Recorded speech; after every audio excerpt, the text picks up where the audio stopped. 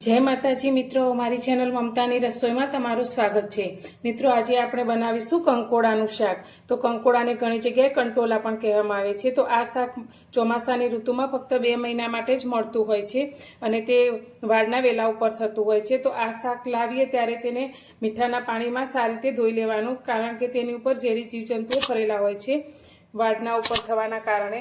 તો સૌથી પહેલાં તો તેને સારી રીતે ધોઈ અને કોરા કરી લેવાના। તો અત્યારે મેં આ રીતે 300 ગ્રામ જેટલા કંકોડા લીધા છે, જેને સારી રીતે ધોઈ લીધા છે। તો હવે આપણે તેને સમારવાના છે। તો કંકોડા લેતી વખતે આ રીતે થોડા કૂણા હોય તેવા કંકોડા પસંદ કરવાના છે। કંકોડાની અંદર ભરપૂર માત્રામાં કેલ્શિયમ, પ્રોટીન અને ફાઇબર રહેલા છે। શરીરમાં જે ખરાબ કોલેસ્ટ્રોલ હોય તેને પણ આ કંકોડા દૂર કરે છે અને સાથે તેની અંદર ઘણા બધા વિટામિન રહેલા છે। તો આપણે કંકોડાને આ રીતે એક કંકોડામાંથી 6 ભાગ કરીશું, એ રીતે આપણે તેને સમારવાના છે। તો બહુ જાડા ના રહે તે રીતે આપણે તેના આ રીતે ટુકડા કરીશું। તો કંકોડાનું નિયમિત સેવન કરવાથી કેન્સર જેવા ભયંકર રોગો સામે પણ રક્ષણ મળી રહે છે।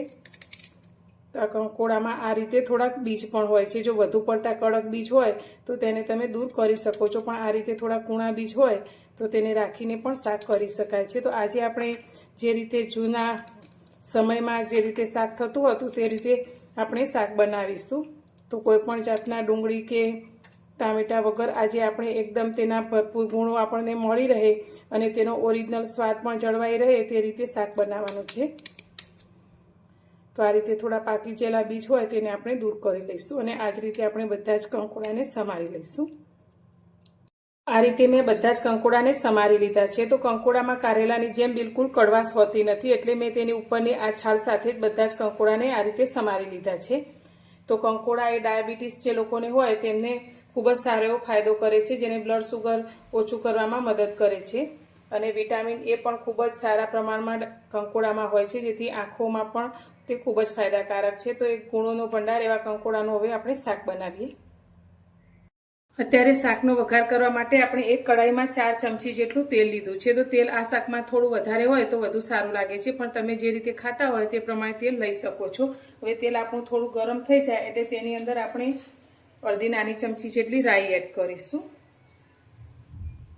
અને રાઈની સાથે જ અત્યારે આપણે અડધી નાની ચમચી જેટલા સૂકી મેથીના દાણા લીધા છે। તો ચોમાસામાં જે પણ શાક બનાવતા હોઈએ તેની અંદર આ રીતે સૂકી મેથી દાણા જરૂરથી લેવા, જેથી આપણને પેટમાં તકલીફ ના થાય। હવે રાઈ અને મેથીને સારી રીતે આપણે કકડવા દઈશું।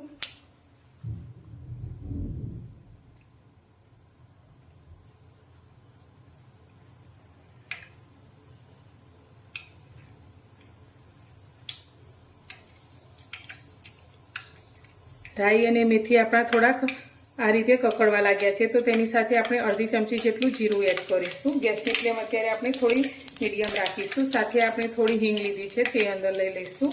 હવે અત્યારે મેં 15 થી 20 કળી લસણને આ રીતે ઊભું સમારીને લીધું છે, તેને આપણે તેલમાં લઈ લઈશું। તો આ શાકની અંદર લસણ ખૂબ જ સરસ લાગે છે, તો આપણે લસણનું પ્રમાણ અત્યારે થોડું વધારે લીધું છે। તમે લસણ ના ખાતા હોય તો તેને સ્કીપ પણ કરી શકો છો। હવે લસણ આપણું થોડું આછું ગુલાબી થાય ત્યાં સુધી તેને આપણે સાતરીશું।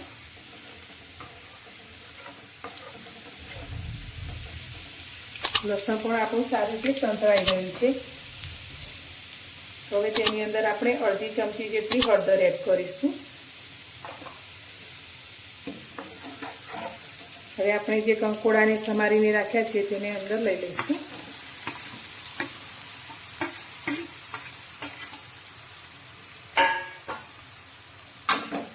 સારી રીતે તેલમાં તેને મિક્સ કરીશું।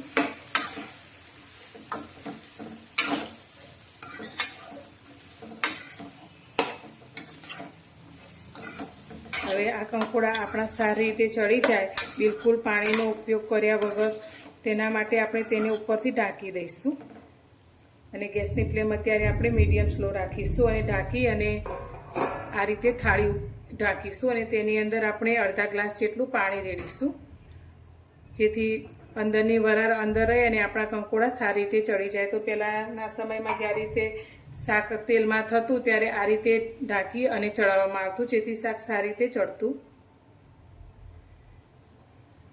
તો શાકને ચડતા 5 મિનિટ જેટલો સમય થયો છે. તો હવે આપણે એકવાર આ રીતે થાળીને લઈ લઈશું અને શાકને આપણે હલાવી લઈશું. તો આ શાકને આપણે 10 મિનિટ જેવું આ રીતે ઢાંકીને ચડવવાનું છે. તો વચ્ચે વચ્ચે આ રીતે આપણે હલાવશું અને તેને ઢાંકી અને થવા દઈશું. ગેસની ફ્લેમ આપણે મીડિયમ જ રાખીશું.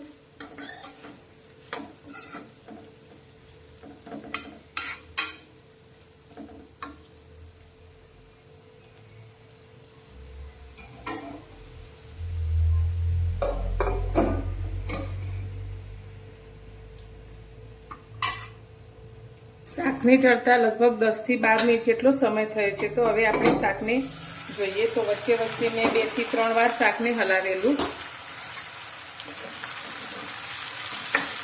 તો શાક આપણું અત્યારે જોઈએ તો લગભગ આ રીતે ચેક કરીએ તો 80% જેવું શાક આપણું સારી રીતે ચડી ગયું છે.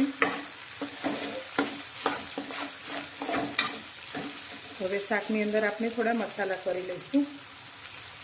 તો મસાલામાં સૌથી પહેલાં આપણે સ્વાદ પ્રમાણે મીઠું એડ કરીશું. તો અત્યારે આપણે 1 ચમચી જેટલું મીઠું લઈશું.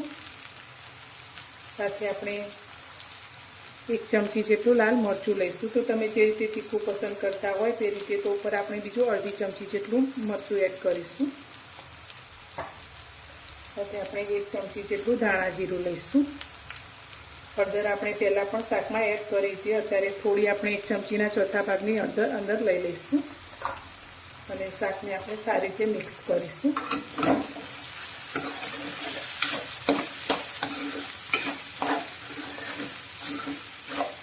મસાલા સારી રીતે મિક્સ કર્યા પછી હવે શાકને આપણે ફરી 3 થી 4 મિનિટ માટે આ રીતે ખુલ્લું થવા દઈશું.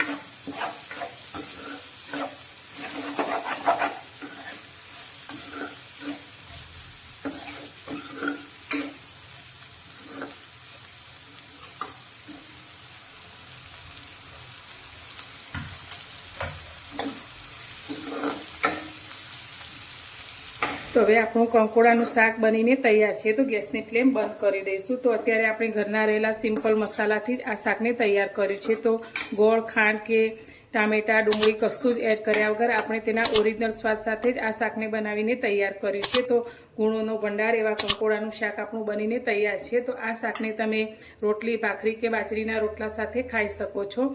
તો તમને મારી આ રેસીપી કેવી લાગી તે મને કોમેન્ટમાં જરૂરથી જણાવજો. અને પસંદ આવી હોય તો મારા વિડીયોને લાઇક કરજો, વધુમાં વધુ શેર કરજો. અને મારી ચેનલ પર નવા છો તો ચેનલને સબસ્ક્રાઈબ કરવાનું બિલકુલ ભૂલતા નહીં. તો ફરી મળીશું એક નવી રેસીપી સાથે નવા વિડીયોમાં.